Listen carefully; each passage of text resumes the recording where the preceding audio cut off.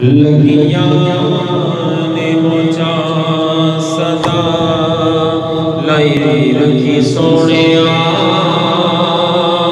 چنگے ہاں کے مندیاں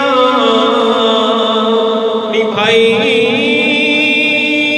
رکھی سونیا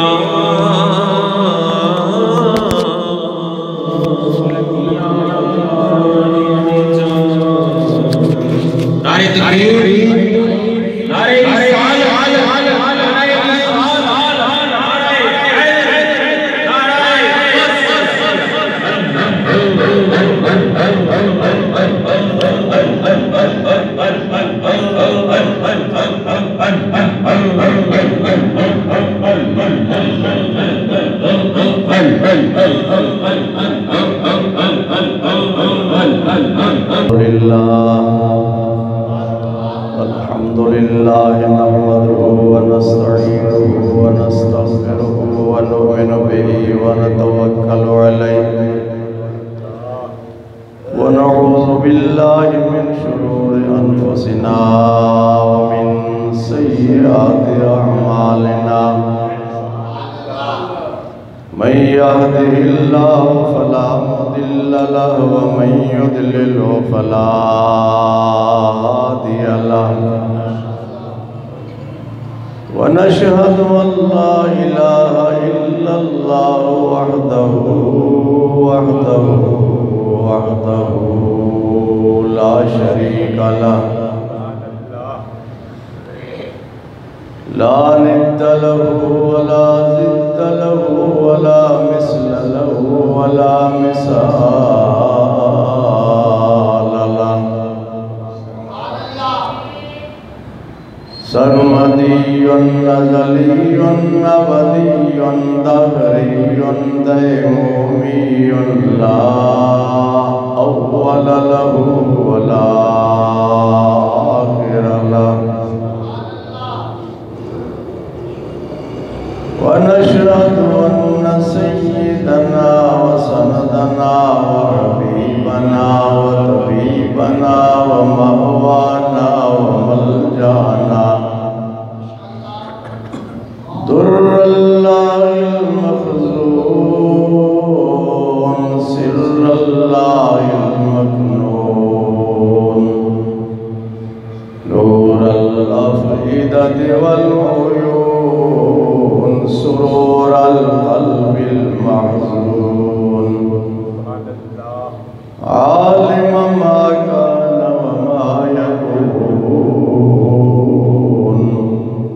سيدنا ومولانا محمدا عبده ورسوله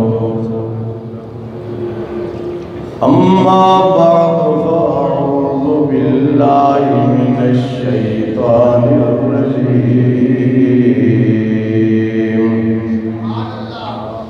بسم الله الرحمن الرحيم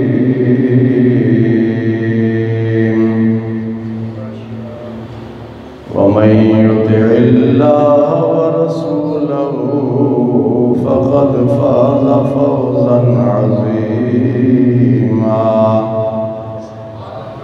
صدق الله مولانا العظيم وبلغنا رسوله النبي الأمين الكريم انتہائی محبت کے ساتھ بلند آواز سے صلی علی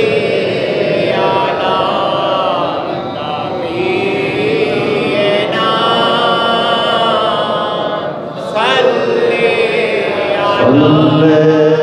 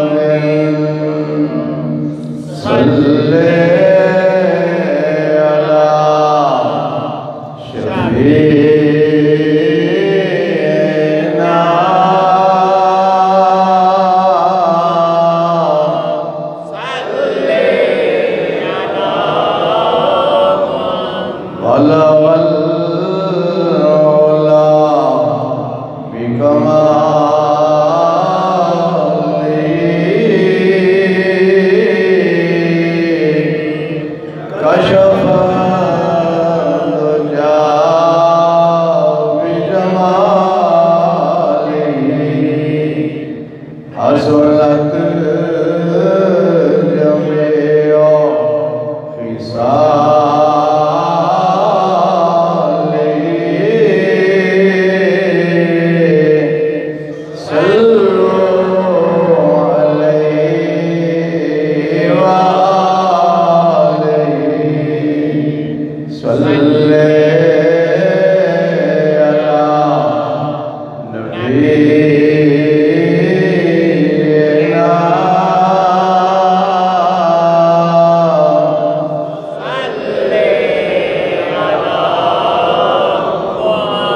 خسف القمر بجماله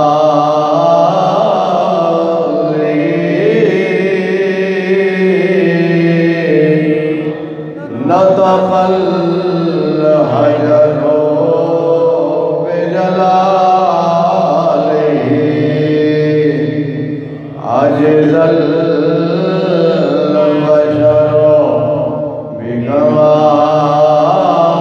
بكماله صلوا عليه وآله صلي على نبينا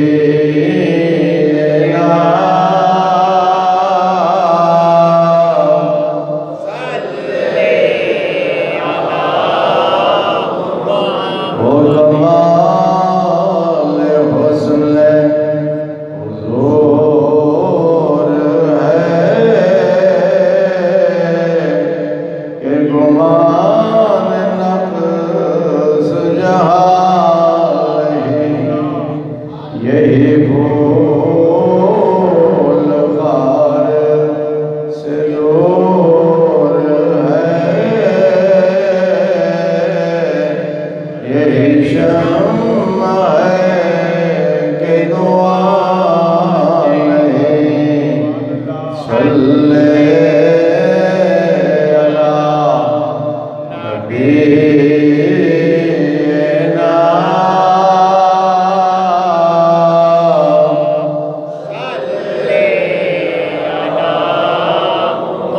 کرو مد اہل والرضا بڑے اس بلا میں میری بلا میں گدا ہوں اپنے کریم کا میرا دین پار رہنا نہیں صلی علی نبینا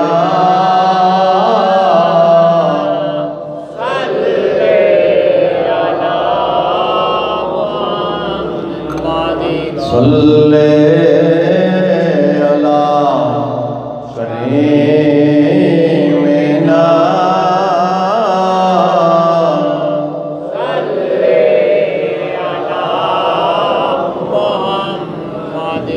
بزرگوں، بھائیوں، عزیزوں، تقریر کا موضوع ہے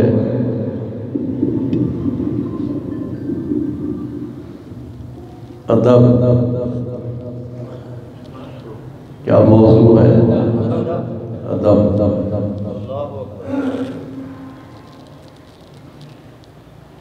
حضرت غوث سمدانی محبوب سبحانی قندیل نورانی شہباز لامکانی سلطان الاولیاء امام الاصدقاء حضرت شیخ عبد القادر جیلانی رضی اللہ تعالی عنہ کا ادب اور احترام۔ سیدی مرشد بس چپ، نعرے نہ لگاؤ، ٹائم نہیں ہے۔ حضرت کی پوری زندگی کا اور آپ کی تعلیمات کا گہری نظر سے مطالعہ کیا جائے تو ہم اس نتیجے پر پہنچے ہیں کہ حضرت نے پوری زندگی ادب کیا۔ وجہ کیا ہے؟ صرف آپ نے ادب نہیں کیا، تمام صحابہ کرام، تمام تابعین، تمام تبع تابعین، تمام امام اور تمام اولیاء ادب کرتے ہیں۔ کیوں کرتے ہیں؟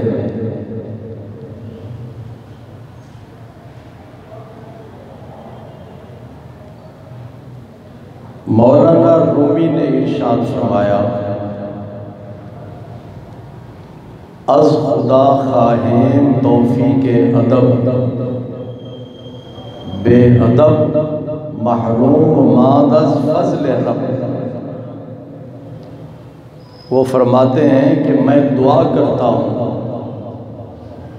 یا اللہ مجھے ادب کرنے کی توفیق عطا فرما۔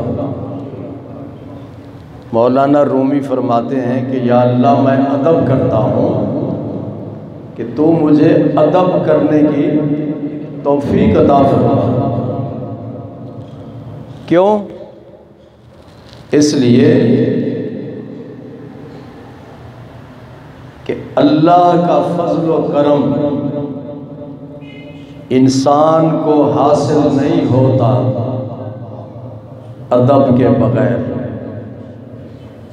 ادب کے بغیر اللہ کا فضل و کرم حاصل، اور اللہ کا فضل کیا ہے؟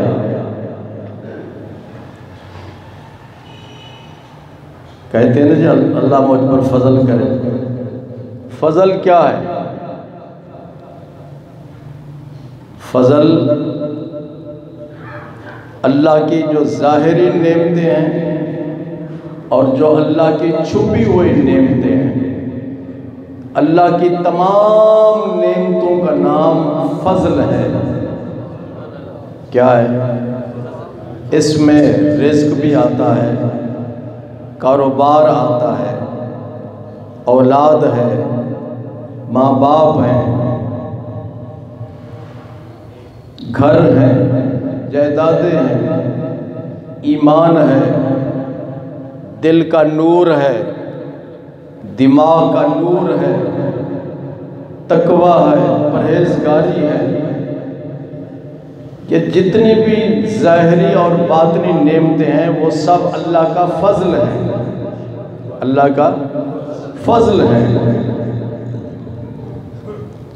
اور زیادہ تر رفیق صاحب فضل کہتے ہیں رزق کو۔ کس کو؟ رزق کو۔ آپ دکان پہ جاتے ہیں رزق کمانے کے لیے، کسان کھیتی باڑی کرتا ہے رزق کے لیے، نوکری کرتا ہے آدمی رزق کے لیے، کاروبار کرتا ہے رزق کے لیے۔ جب ہم مسجد میں داخل ہوتے ہیں تو کیا کہتے ہیں؟ دعا کون سی پڑھتے ہیں؟ یاسر، جب مسجد میں داخل ہوتے ہیں زاہد صاحب کون سی دعا پڑھتے ہیں؟ اللہم افتح لی ابواب رحمتک، اللہم افتح لی ابواب رحمتک، یا اللہ میں تجھ سے رحمت کے دروازوں کا سوال کرتا ہوں کہ میرے لیے رحمت کے دروازے کھول دے۔ مسجد کے اندر داخل ہوتے ہیں اللہ کی رحمت حاصل کرنے کے لیے۔ سمجھ آ رہی عاطف کہ نہیں؟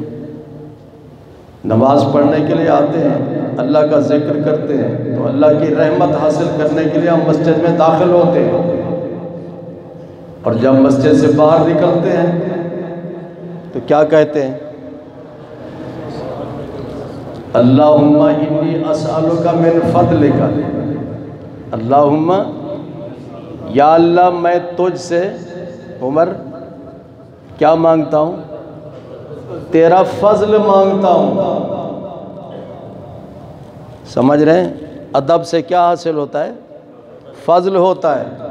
اور جب مسجد سے باہر نکلتے ہیں تو دعا کرتے ہیں یا اللہ میں تجھ سے تیرا فضل مانگتا ہوں۔ وہ فضل کیا ہے؟ جب آپ باہر نکلتے ہیں تو ہر شخص اپنے اپنے کاروبار میں مصروف ہو جاتا ہے کہ نہیں؟ دکاندار ہے تو دکان پہ چلا جاتا ہے، کسی کی فیکٹری ہے تو وہ فیکٹری پہ چلا جاتا ہے، اگر ملازم ہے تو وہ اپنے دفتر میں چلا جاتا ہے، اگر مزدور ہے تو مزدوری کے لیے چلا جاتا ہے۔ ایسا ہے کہ نہیں ہے؟ بولو۔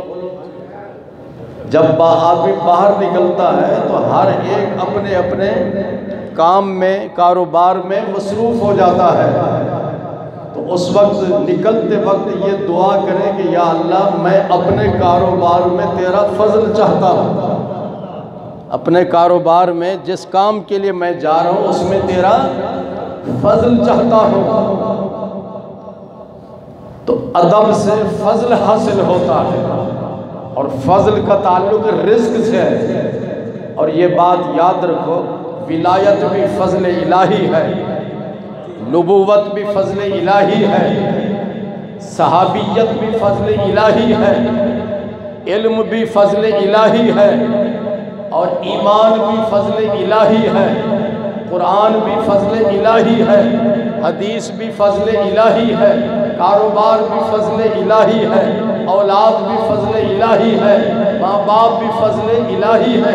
اس کائنات کے اندر جتنے بھی ظاہری نعمتیں اور باطنی نعمتیں موجود ہیں وہ سب کی سب فضل الہی ہے، اور اللہ کا فضل حاصل نہیں ہوتا جب تک کہ انسان ادب نہ کرے۔ ادب کا تعلق احترام سے ہے، عزت سے ہے۔ جب تک آپ احترام نہیں کریں گے، حدیث پاک میں حضور صلی اللہ علیہ وسلم نے ارشاد فرمایا من لم یوقر کبیرنا فلیس منا ومن لم یرحم صغیرنا فلیس منا، جو اپنے سے بڑے کا ادب نہ کرے، احترام نہ کرے، عزت نہ کرے، فرمایا وہ ہم میں سے نہیں، وہ ہم میں سے نہیں، ان کا میرے ساتھ کوئی تعلق نہیں۔ جو اپنے سے بڑے کی عزت نہیں کرتا، اور فرمایا جو چھوٹے کے ساتھ مہربانی اور شفقت نہیں کرتا وہ بھی ہم میں سے نہیں، اس کا بھی میرے ساتھ کوئی تعلق نہیں ہے۔ اب بڑے سے مراد کیا ہے؟ بڑے سے مراد عمر میں بڑا ہو یا رتبے میں بڑا ہو، عمر میں بڑا ہو یا رتبے میں بڑا ہو۔ رتبے میں کون بڑا ہوتا ہے؟ امام ہوتا ہے، استاذ ہوتا ہے، ماں باپ ہوتے ہیں، پیر ہوتا ہے، یہ سب رتبے میں، رتبے اور مقام میں بڑے ہوتے ہیں۔ اگر امام صاحب کی عمر 22 سال ہے یا 20 سال ہے اور آپ کی عمر ہے 60 سال 70 سال اور جہاں زیب کی طرح 50 سال عمر ہے، تو چاہیے کہ اس امام کا ادب کرو۔ یہ نہ سمجھو کہ جی میری عمر بڑی ہے تو میں اس کا کیوں ادب کروں، نہیں، وہ رتبے کے لحاظ سے آپ سے بڑا ہے۔ اسی طرح آپ کا ٹیچر ہے، اگر وہ ٹیچر 20-25 سال عمر کا ہے تو آپ پر فرض ہے کہ اس کا ادب کرو، اس کا احترام کرو، پھر آپ کو اللہ تعالیٰ کا فضل حاصل ہوگا۔ حضرت شیخ عبد القادر جیلانی رضی اللہ تعالیٰ عنہ ارشاد فرماتے ہیں کہ میں جامعہ نظامیہ میں تعلیم حاصل کر رہا تھا۔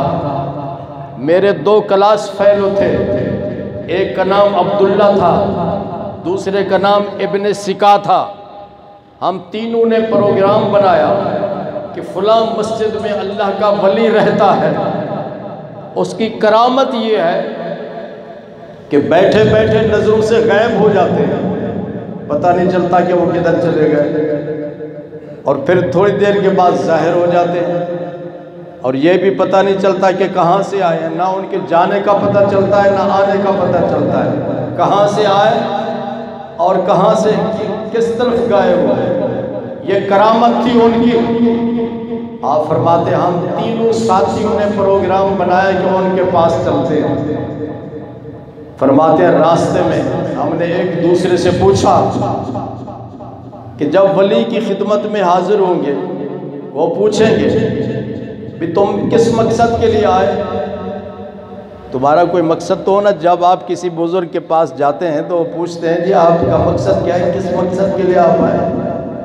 وہ پوچھیں گے کہ تمہارا مقصد کیا ہے؟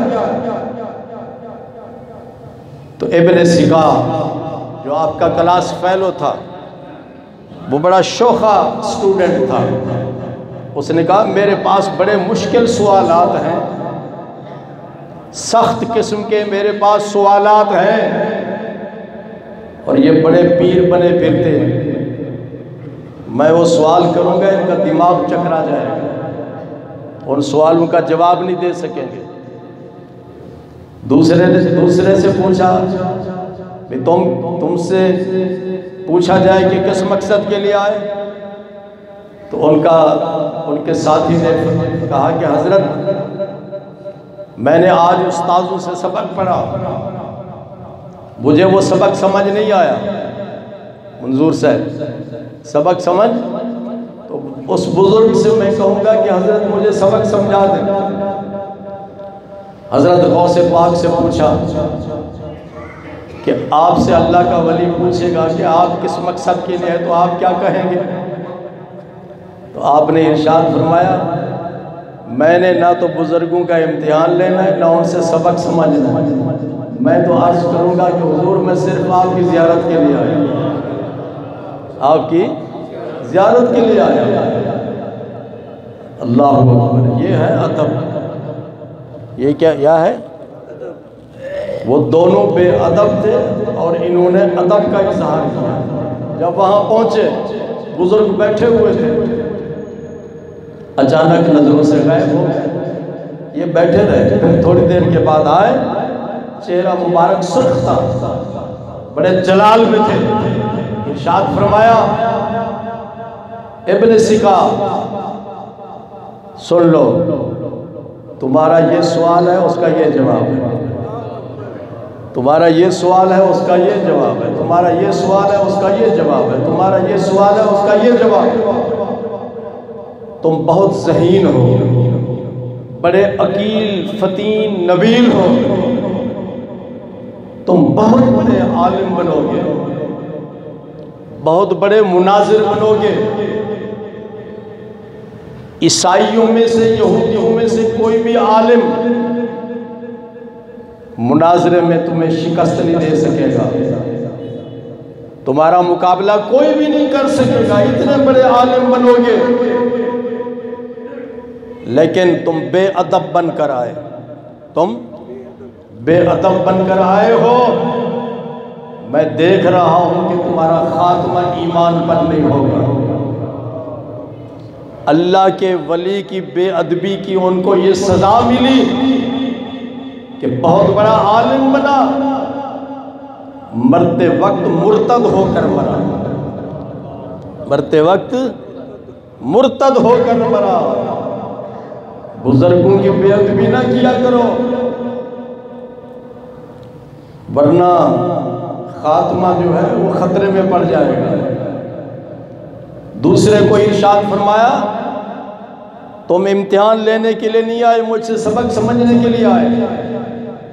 بزرگوں کی بارگاہ میں زبان بھی نہیں کھولنی چاہیے، یہ بھی بے ادبی ہوتی ہے، پوچھے تو پھر بتا دیا، ورنہ خاموش بیٹھا کرو۔ آپ نے فرمایا تم بھی بہت بڑے عالم بنو گے، لیکن میں دیکھ رہا ہوں کہ اس وقت کی حکومت تمہیں بہت بڑا عہدہ دے گی، تم سرکاری کاموں میں مصروف ہو جاؤ گے اور بہت سارے نیک کام تم چھوڑ دو گے، نیکیوں سے محروم ہو جاؤ گے۔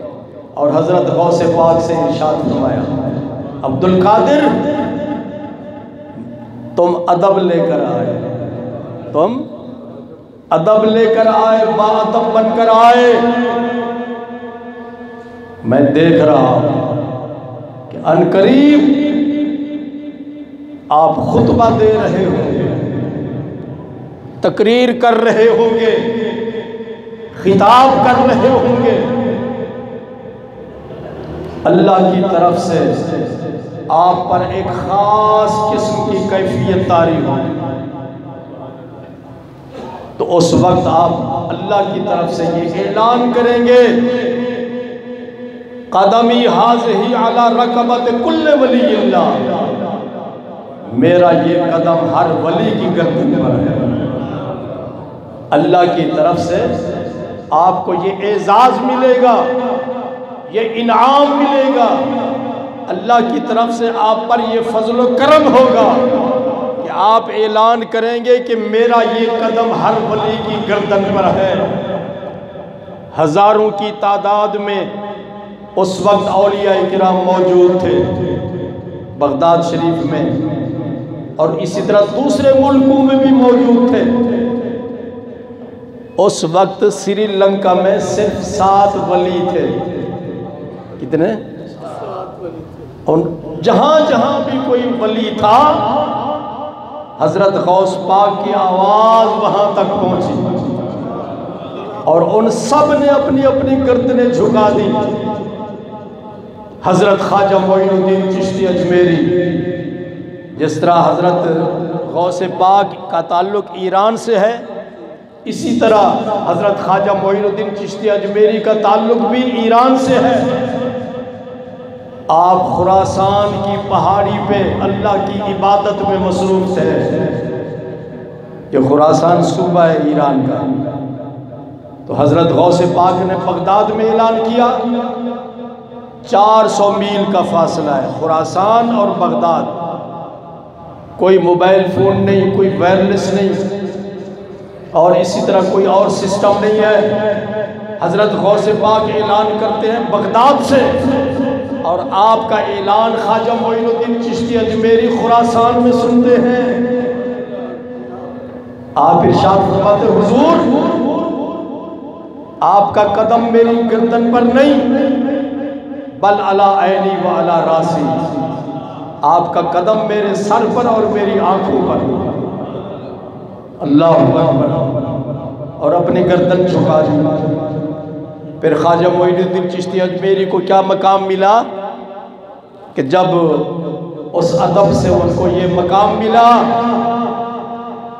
حضرت غوث پاک کو ادب سے یہ مقام ملا کہ پوری دنیا کے اس وقت ولیوں کی گردنوں پر آپ کا قدم تھا، اور ادب کی وجہ سے خواجہ معین الدین چشتی اجمیری کو یہ مقام ملا کہ اجمیر میں بیٹھے ہیں اپنے مصلی پر، جو بھی ہندو آپ کے چہرے کو دیکھتا ہے مسلمان ہو جاتا ہے۔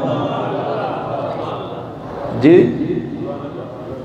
کتابوں میں لکھتے ہیں، صحیح ہے یا غلط ہے بار کا ہے، 90 لاکھ لکھا گیا ہے۔ 90 لاکھ نہ مانے ہزاروں کی تعداد میں تو لوگوں نے اسلام قبول کیا۔ کیا خواجہ معین الدین چشتی اجمیری رحمت اللہ علیہ فوج لے کر گئے تھے؟ انہوں نے تلوار چلائی تھی؟ انہوں نے جنگ کی تھی ہندوؤں کے ساتھ؟ نہیں، آپ ہر وقت اللہ کے ذکر میں مصروف رہتے تھے۔ ادب کی وجہ سے اللہ نے آپ پر یہ فضل و کرم فرمایا، آپ کے چہرے میں وہ نور رکھا، جو بھی ہندو آپ کے چہرے کو دیکھتا تھا مسلمان ہو جاتا تھا۔ ادب سے نور الہی ملتا ہے، ادب سے نور مصطفیٰ ملتا ہے، ادب سے ایمان ملتا ہے، ادب سے خاتمہ ایمان پر ہوتا ہے، ادب سے رزق میں برکت ہوتی ہے، ادب سے ولایت ملتی ہے، ادب سے قطبیت ملتی ہے، ادب سے غوثیت ملتی ہے، ادب سے ابدالیت ملتی ہے، ادب سے علم ملتا ہے، ادب سے حفظ قرآن ملتا ہے، ادب سے رب کائنات کا فضل و کرم حاصل ہوتا ہے۔ دعا ہے کہ اللہ تعالیٰ ہم سب کو ادب کرنے کی توفیق عطا فرمائے۔ وآخر دعوانا ان الحمدللہ رب العالمین۔